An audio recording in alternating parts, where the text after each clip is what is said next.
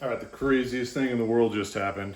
I measured, I was getting ready to sharpen this Mac, and the Tormek was already set up at the proper angle according to the angle guide. So it's kind of rare that the angle you're looking for is exactly where everything is already set up. So I'm just double checking stuff here. This Mac is sharpened at 15 degrees both sides. It's a pretty cool knife because it is like a hybrid Japanese and Western style knife. I think it's a really cool tool to pick up if you're someone that is into cooking and want a pretty good tool that, I mean, it's not outrageously expensive. It's pricey, but does a really good job.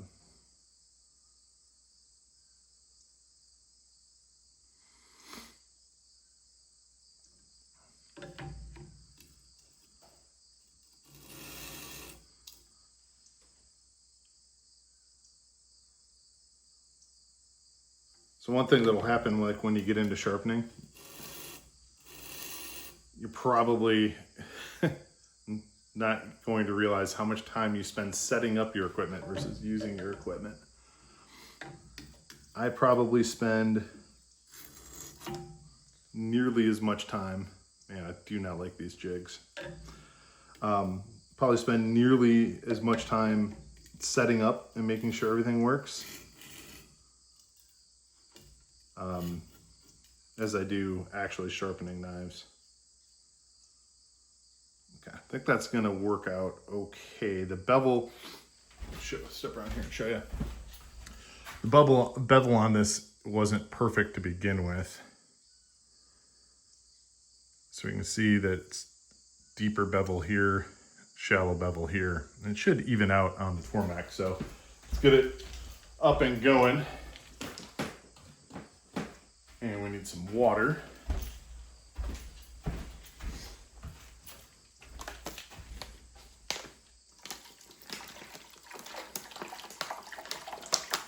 And haven't used this stone in a couple of days, so it's, and keep some water nearby. It's probably going to soak up a lot of that when we get started here.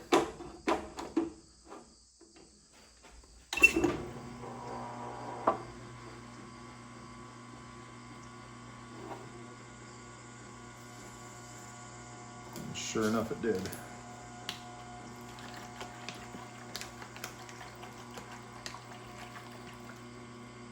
So put in just shy of a liter of water into that guy. All right.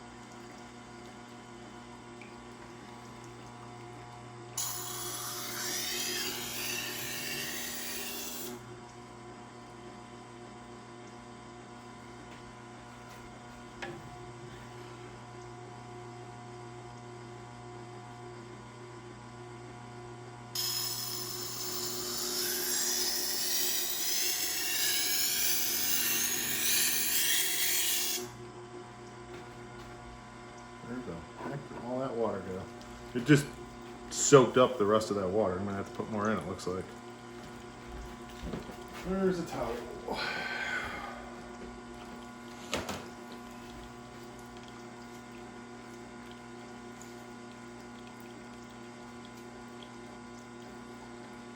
course, because it got a little dry, got a little gunk built up on it. All right, back again.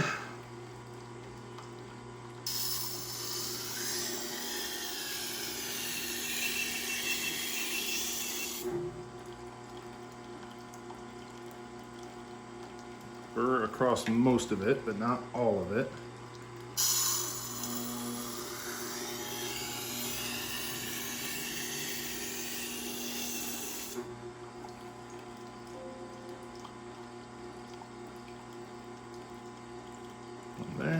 There, towards the tip. All right, and now we're gonna go back through.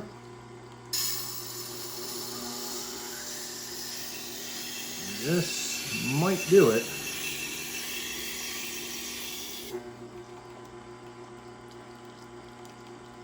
Substantial burr all the way across to the tip.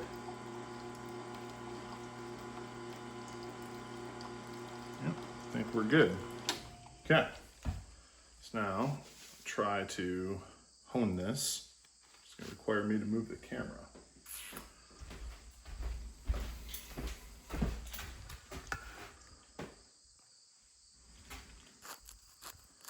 Let's do this that way you guys can see. All right, and so when we're removing the burr, you attack it from the opposite side of the burr. Okay, so that'll typically be when your last stroke was.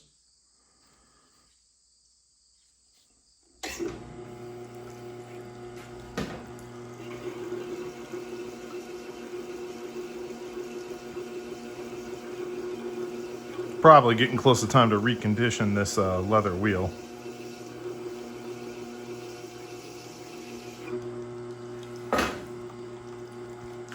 I don't use the Tormek paste because I think it's just really messy.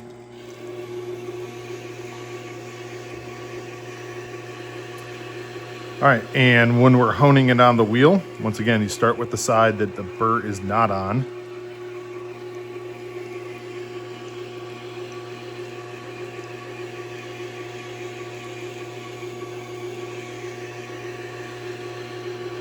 You're approximating the angle that you sharpened at. It does not need to be perfect. Okay. And we'll go through here. And we're going to go until we feel that burr has been removed. So it's okay to go back and forth. You try to keep it relatively even. It's a little bit more, I find, a little bit more necessary to keep your polishing strokes on the honing wheel even than it is on your sharpening strokes. And the reason is it's really easy to tell if you're a stroke or two off on one side when you're sharpening, because the bevel will start to get too large on one side versus the other.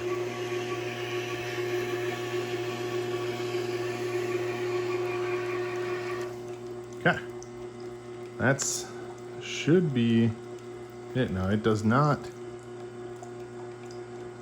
feel crazy sharp.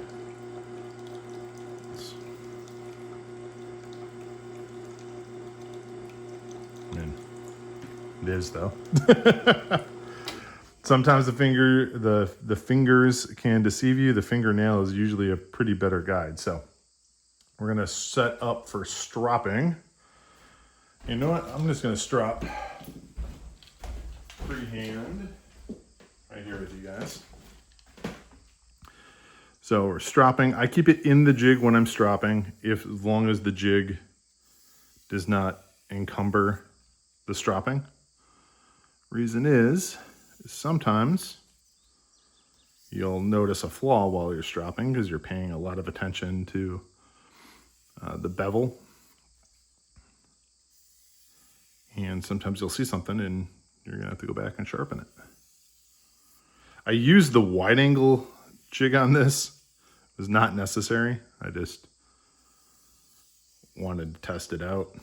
I've only used it a couple of times. Usually use it for really, really long or flexible knives, like fillet knives, or planer blades. It works well on that. Okay. And just had a speck of dust on there that made that tip look goofy.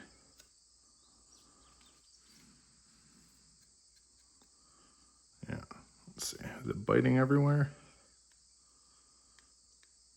Yep. Okay. So we can strop it. Actually, I'm going to give it a quick cut test and then I'm going to strop it on some raw leather.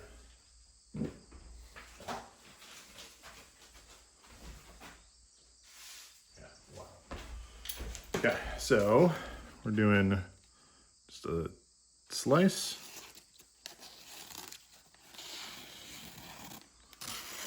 Yeah, this is amazingly sharp.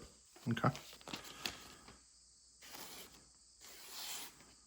And push cut all the way through, no problem. So feels really good. Not only does it cut really well, it sounds right. Remember the more polished an edge that you have, the less sound the cutting material will make as you move through it. So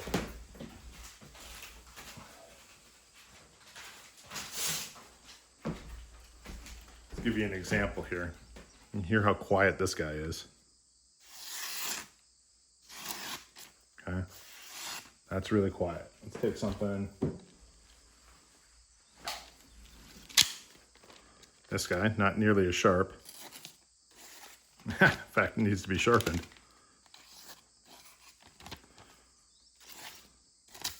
Well, that's shameful, not having a sharp knife.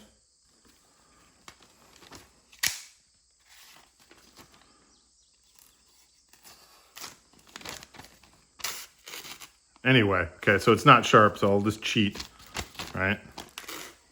And listen to how loud this is.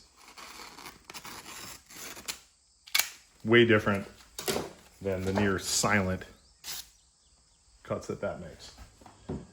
So this guy is done and ready to go back. Thanks for tuning in.